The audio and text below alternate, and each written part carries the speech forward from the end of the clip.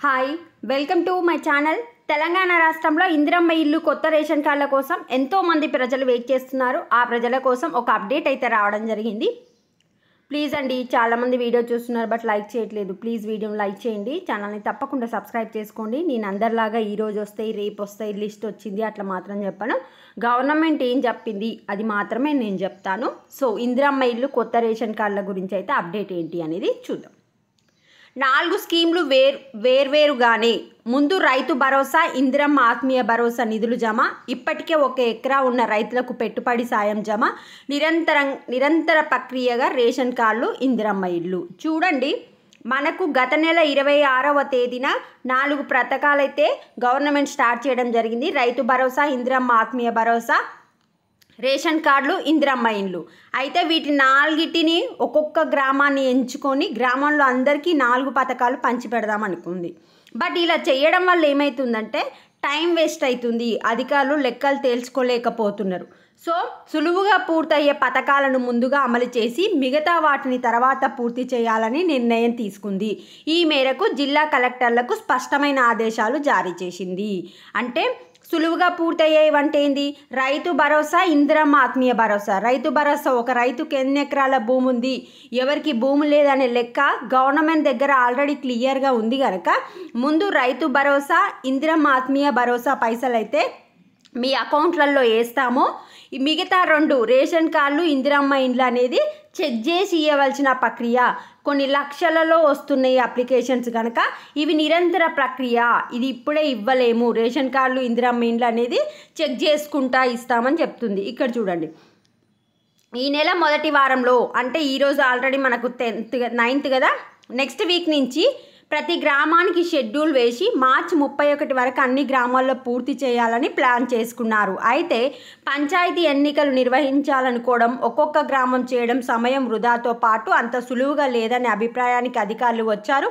దీంతో 4 ప్రజాపాలన పథకాల్లో ముందు నేరుగా లబ్ధిదారుల ఖాతాలకు నిధులు జమ చేసే వాటిని పూర్తి చేయాలని నిర్ణయం తీసుకుంది.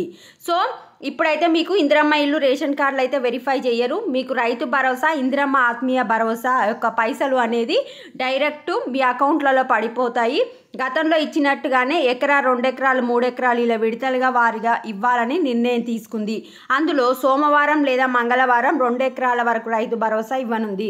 ఆల్రెడీ 1 ఎకరా భూమి ఉన్న రైతులకు ఇచ్చేసింది. సోమ లేదా మంగళవారము 2 ఎకరాల భూమి ఉన్న రైతులకు ఇస్తారు.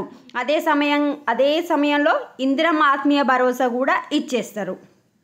అయితే ఇక రేషన్ కార్డుల ప్రక్రియ నిరంతరంగా కొనసాగనున్నారు. ఎప్పటికప్పుడు వెరిఫై చేస్తూ ఆన్లైన్లోనే రేషన్ కార్డుల వివరాలను అప్డేట్ చేయనున్నారు. సో రేషన్ కార్డుల గురించి ఇక లిస్టులు అయితే వచ్చే అవకాశం అయితే లేదు. మీకు ఆన్లైన్లో అప్డేట్ చేస్తారు కదా, ఆన్లైన్లోనే మీకు వచ్చిందా రాలేదా, అప్రూవ్డ్ ఆర్ రిజెక్టెడ్ అని పడుతుంది. మీరు ఆన్లైన్లో చెక్ చేసుకోవాల్సిందే. ఇది ఇలా ఉంటే ఇందిరమ్మ ఇండ్లకు సంబంధించి కూడా అర్హుల గుర్తింపు దాదాపుగా పూర్తయింది. అయితే మొదటి విడత లబ్ధిదారులు 4.5 లక్షల మందిని ఫైనల్ చేసేందుకు ఇన్ఛార్జ్ మంత్రులు ఆమోదం తెలపాల్సి ఉంది. రాష్ట్ర వ్యాప్తంగా ఇన్ఛార్జి మంత్రులు లబ్ధిదారుల జాబితా ఫైనల్ చేసిన తర్వాత వారి ఖాతాలో ఫస్ట్ ఫేజ్లో 1 లక్ష జమ చేయనున్నారు. అయితే ఈ రాష్ట్ర వ్యాప్తంగా ఇందిరమ్మ ఇండ్లకు కూడా సెలెక్ట్ చేసినామని చెప్తున్నారు. ఆ సెలెక్ట్ చేసిన లిస్ట్ మీదంట మంత్రులు సైన్ చేస్తే ఎవరెవరికి ఇందిరమ్మ ఇల్లు వచ్చిందో ఫస్ట్ దశ కింద మీరు బేస్మెంట్ వేయడానికి 1 లక్ష రూపాయలు ఖాతాలు వేస్తామైతే చెప్తుంది. ఇదంతా ఇప్పుడు చేయాలంటే ఎలక్షన్స్ ఉన్నాయి కనుక సాధ్యం కాదు కనుక మార్చి 10th తర్వాత ఈ ఇందిరమ్మ ఇండ్లు రేషన్ కార్డుల గురించి ఏదైనా నిర్ణయం తీసుకునే అవకాశం ఉంది.